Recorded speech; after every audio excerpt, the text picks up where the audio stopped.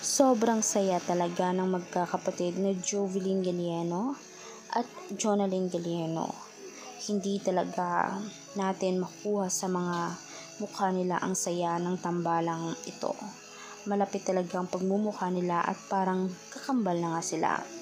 Ngayon na nabalita ang buhay ng itong si Jovelyn Galieno, ay excited naman talaga ang mga kababayan nila at mismong ibang pamilya nila na makita ito. Lubusan pa nila ngayong pinanonood ang bawat mga litrato ni Jovelyn Galieno habang inaantay ito pabalik sa kanila.